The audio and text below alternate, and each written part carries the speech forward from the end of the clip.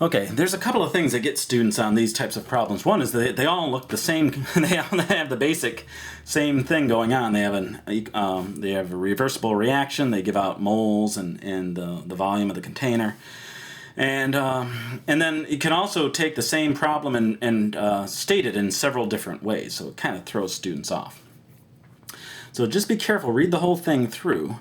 So consider the reaction. They give it here. A 1 liter vessel contains an unknown amount of SBr6 and 0.150 moles of SBr4 and 0.150 moles of Br2 at equilibrium. That's huge. That's so important. That means we don't have to do an ice table. We already know what we have at equilibrium. There's an unknown amount of SBr6.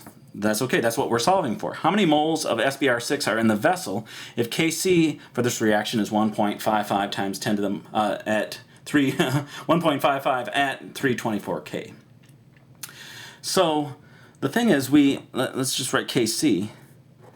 By noticing that we're already at equilibrium, that means we don't have to, and we're given, it looks like we're given everything except for the unknown amount of SBr6. Now, if you want to write the ice table, you'll find out what you need to do eventually. But if you notice that right now, we're at equilibrium, so we can use Kc right off. Put in everything that we know. See if we actually have enough information. Kc is 1.55.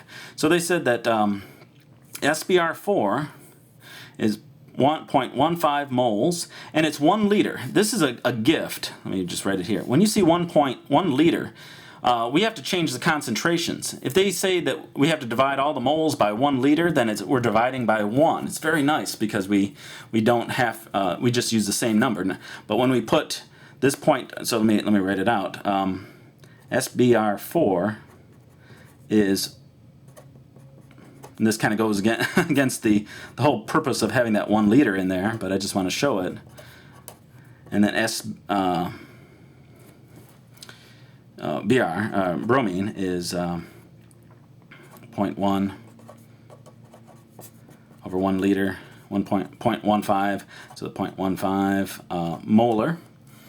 And then the thing that is unknown, the concentration of SBr6 is unknown, so we'll call that X. So if we put these values into this expression, I'm going to bring it down here. See, that's unknown, so that's 0.15. Leave off the units. And we set this to 1.55. Now, I'm going to trust that you can solve X from here, and X, which is the concentration of SBr6, is equal to 0.0145 molars per liter, or 0.0. And I'm going to leave it like that. I wrote it out like that for my answer. I didn't recognize why at first there.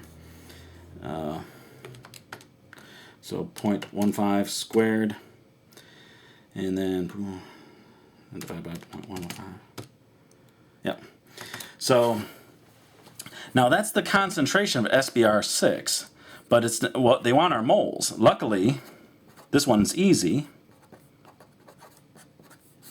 We multiply by the liters. And you have to do this, or you have to allude to it. You have to show that you can't just put 0.0145. You have to say moles here. This is a very simple conversion because it's 1 liter. If it was 2.5 liters, this would be 2.5 liters. And we would have used 2.5 liters up here. We'd end up with, well, not necessarily the same number, but when we get done, we have concentration. We have to multiply by the correct volume. Okay, so let's try another one here. And so here we are. Consider the reaction given here. A gaseous mixture, they give us the moles, and then they say an unknown amount of hydrogen, oh, I'm giving you the answer here, are in 15 liters, in a 15-liter vessel. What is the concentration of hydrogen? Not the moles. They want the concentration this time. So you can see it's kind of hard to read that because I just do it really quick beforehand to make sure that I have some idea where I'm going. I just like to have that last number on these. A lot of times I'll just do it without having that, but there's so many of these calculations I like to have a little heads up before I begin. Okay, so now we have to determine the concentrations of methane. Remember, we're at equilibrium. It said it somewhere here. And I know, all right. Okay, it doesn't say it, but we're using Kc, so and I put it on the exam. It has to be the same kind of problem as before. So we're at equilibrium. What is the concentration of the hydrogen in the vessel? So we're assuming that we are already at equilibrium, and then we have 0.15 moles over 15 liters. So get all of our concentrations.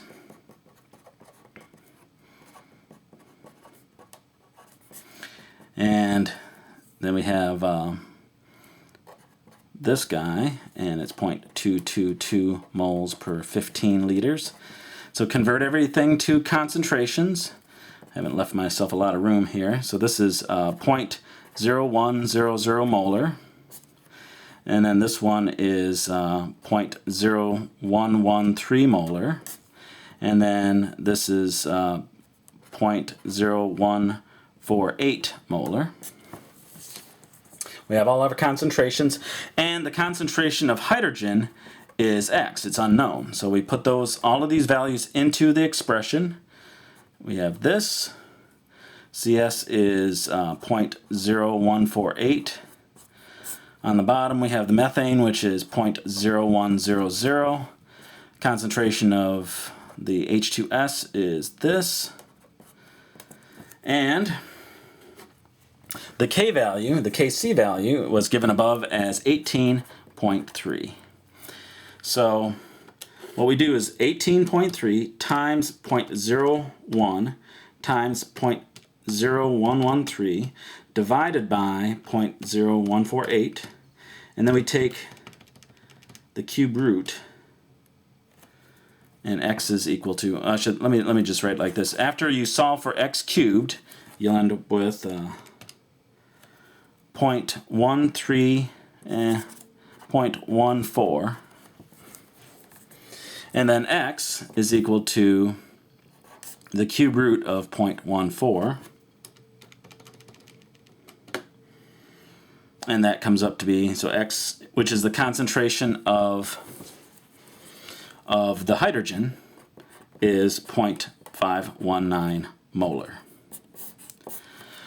Tough stuff. I mean, that's as tough as it gets. The unknown was something that was to the third power. So once you get to this point, you had to then take the cube root. So getting from solving for x cubed is not too bad, but then you got to remember, and you have to learn how to, you know how to take the square root.